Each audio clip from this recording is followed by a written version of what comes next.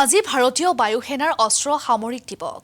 ভাৰতীয় নৌসেনা আৰু বায়ুসেনাৰ সাহসী সৈনিকসকলক সন্মান জনোৱাৰ বাবে 14 জানুৱাৰীত অস্ত্ৰ সামৰিক দিৱস পালন কৰিছে ভাৰতীয় বায়ুসেনাই। লগতে কেইবাটাও কাৰ্যসূচীৰে আজি গুৱাহাটীৰ বৰঝাৰস্থিত বায়ুসেনাৰ ষ্টেচনত অনুষ্ঠিত হৈছে এই বিশেষ কাৰ্যসূচীৰ আমি দৃশ্যাংশ আপোনালোকক দেখুৱাই গৈছো। লগতে এই বিশেষ অনুষ্ঠানত উপস্থিত থাকে মন্ত্ৰী Chandramohan Patowary, field marshal KM Cariappa, লগতে উবিৰ লগতে ভাৰতীয় সেনাৰ প্ৰথমগৰাকী সেনাধ্যক্ষ, যিয়ে ভাৰতৰ স্বাধীনতাৰ পিছত সামৰিক নেতৃত্বৰ ভেটি স্থাপন কৰিছিল। আৰু আমি অনুষ্ঠানৰ কিছু দৃশ্যাংশ আপোনালোকক দেখুৱাই গৈছো।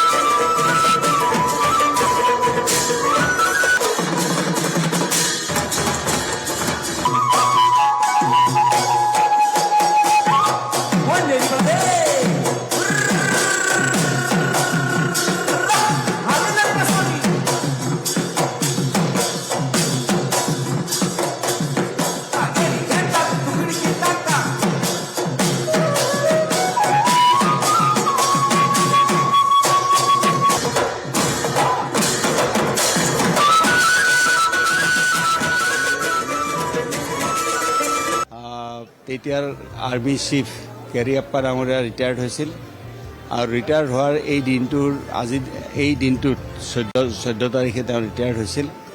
গতিকে 14 তাৰিখে ৰিটায়াৰ্ড হোৱাৰ পিছত আজিৰ এই তাৰিখটো ভেটেৰান দিৱস হিচাপে পালন কৰি আছে আৰ্মি, নেভি, এয়াৰফ'ৰ্চ আটাই মিলি।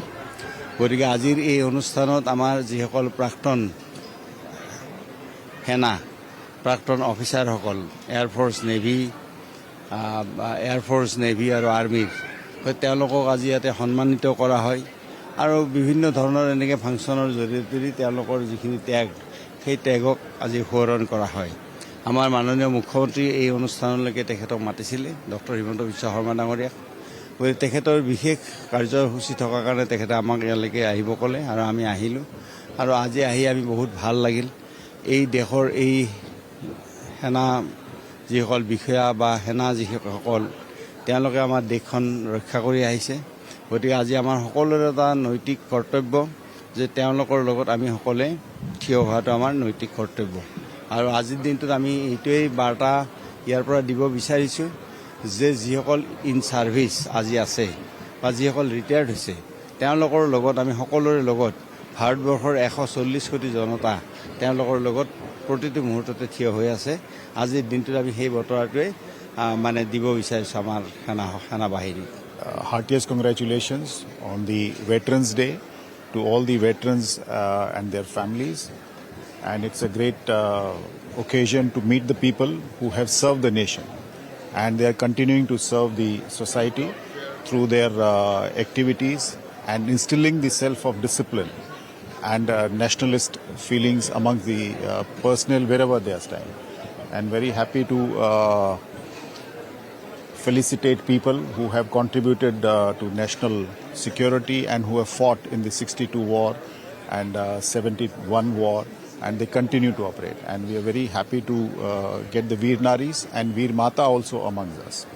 Today people from all over northeast states have travelled across to come and join us, and we have set up stalls for Sparsh from Directorate of Air Veterans, and it's a joint organization with personnel from Army, Air Force, Navy, and it's a good system of jointmanship. All the personnel from all three services and their families have come today and going to interact with all of us. And at national level, the event is being organized at 9 places, and for the Northeast region, Guwahati has been chosen as the gateway of Northeast, and people from all over have come and joined us today. So शुभकामनाएं सभी veterans को और उनके परिवारजनों को, और सभी सेनाओं की तरफ से मैं ये आश्वासन देता हूं कि आप हमारे साथ हैं और हमारे साथ रहेंगे। और अगर आपको कोई भी परेशानी है, किसी भी तरह की कोई दिक्कत है, तो आप एयरफोर्स स्टेशन में या आर्मी स्टेशन में या नेवी के किसी भी कार्यालय में जाके आप बात कर सकते हैं।